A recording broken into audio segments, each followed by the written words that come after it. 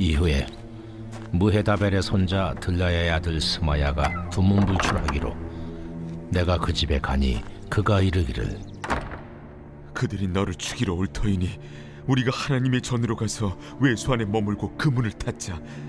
저들이 반드시 밤에 와서 너를 죽이리라.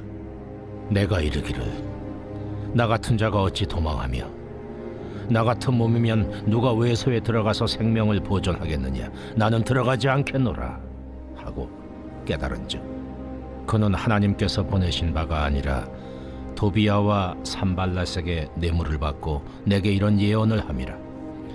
그들이 뇌물을 준 까닭은 나를 두렵게 하고 이렇게 함으로 범죄하게 하고 악한 말을 지어 나를 비방하려 함이었느니라.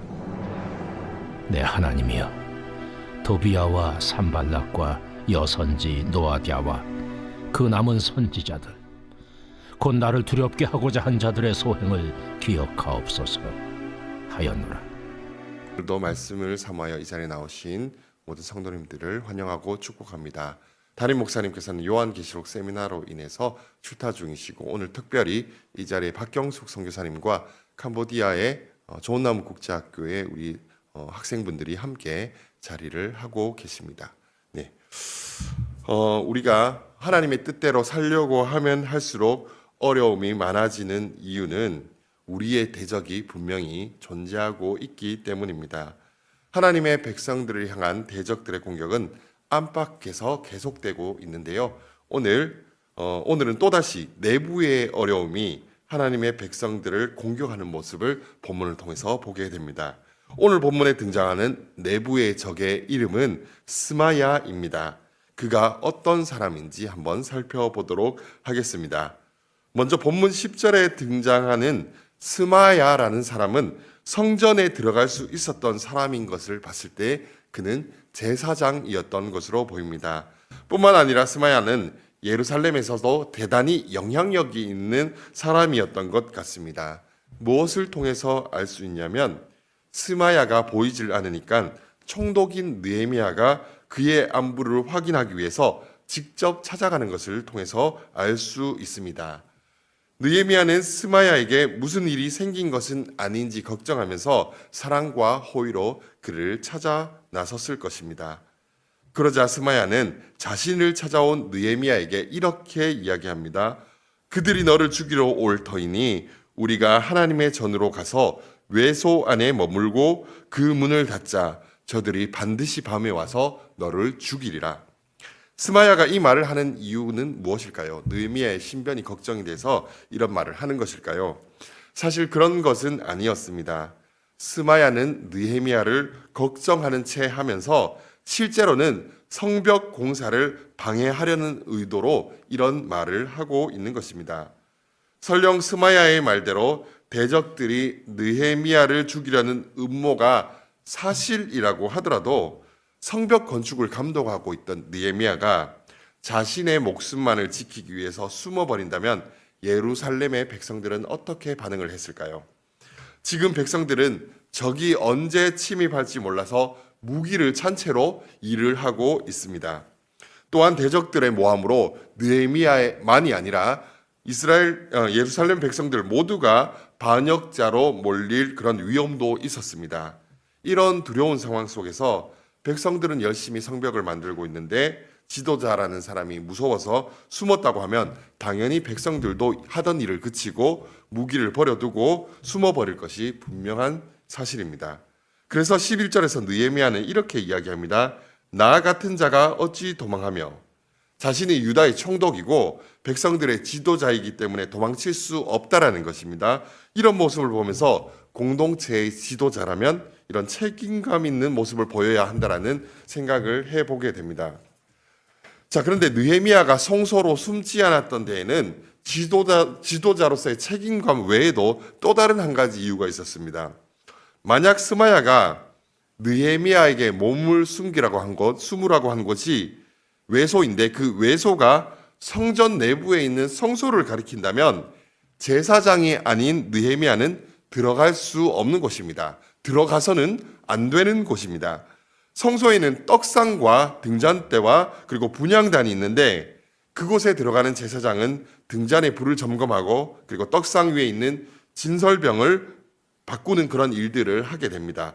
자, 그런데 이런 일들은 레위인 중에서도 아론의 후손들 중에서도 제사장인 사람만이 할 수가 있는 일이었습니다. 그런데 제사장도 아니고 레위인도 아닌 느헤미야가 성소에 들어가게 된다면 어떤 일이 일어나게 될까요? 만약 그렇게 한다면 민수기 3장 10절과 민수기 18장 7절에서 말씀하는 것처럼 외인이 가까이 함으로 죽임을 당하게 되는 것입니다. 물론 느헤미야가 그 안에서 성소의 기구를 만진다든지 제사장의 일을 하려고 들어가는 것은 아니지만 성소에 들어간다는 것 자체가 결코 가볍게 생각할 수 없는 그런 문제인 것입니다. 자, 그래서 성전 안에 수무라는 스마야를 통해서 느헤미야는 또 이렇게 대답합니다. 나 같은 몸이면 누가 외소에 들어가서 생명을 보존하겠느냐? 나는 들어가지 않겠노라. 이것은 하나님을 경외하는 자로서 당연한 일입니다. 당연한 결정입니다. 성도님들, 사람과 환경을 무서워하면서 하나님을 두려워하지 않는 것보다 어리석은 일은 없습니다. 그래서 예수님께서는 누가복음 12장 4절과 5절에서 저와 성도님들을 향해서 이렇게 말씀하고 있습니다. 내가 내 친구 너희에게 말하노니 몸을 죽이고 그 후에는 능히 더 못하는 자들을 두려워하지 말라. 마땅히 두려워할 자를 내가 너희에게 보이리니 곧 죽인 후에 또한 지옥에 던져 넣는 권세 있는 그를 두려워하라. 내가 참으로 너희에게 이르노니 그를 두려워하라. 혹시 저와 성도님들은 어떻습니까? 세상을 살아가면서 사람이 두려워서 혹은 환경이 두려워서 그 문제를 해결하기 위해서 하나님께서 기뻐하시지 않는 방법을 선택해 보신 적은 없으신지요? 그러나 성경은 우리에게 분명하게 말씀하고 있습니다. 마땅히 두려워할 자를 두려워하라. 우리가 당장 눈앞에 있는 문제를 해결하기 위해서 하나님을 두려워하지 않고 세상의 방법을 선택하는 것은 하나님의 도우심을 내팽개치는 것과 같습니다. 그러한 자는 하나님의 도우심을 기대할 수 없습니다. 우리에게 두려움이 몰려올 때 우리를 도우시는 하나님을 기억해야 합니다. 그분의 약속을 기억해야 합니다. 누가복음 12장 6절과 7절에서는 이렇게 말씀하십니다. 참새 5마리가 2아사리온에 팔리는 것이 아니냐. 그러나 하나님 앞에는 그 하나도 잊어버리시는 바 되지 아니하는도다. 너희에게는 심지어 머리털까지도 다 세신 바 되었나니 두려워하지 말라. 너희는 많은 참새보다도 더 귀하니라. 전능하신 하나님께서 그분의 백성들을 도우실 것이기 때문에 우리는 두려워할 필요가 없습니다. 저와 성도님들의 삶이 두려움 가운데에서도 세상의 방법이 아니라 우리를 도우시고 우리의 방패가 되어주시는 신실하신 하나님을 의지하는 복된 삶이 되시기를 소망합니다. 자, 오늘 본문에서 그렇다면 하나님은 느헤미야를 어떻게 도와주실까요? 오늘 본문 12절과 13절에서 스마야의 조언이 하나님의 백성들을 넘어뜨리려는 대적들의 계략이라는 사실을 하나님께서는 느헤미야에게 깨닫게 하셨습니다.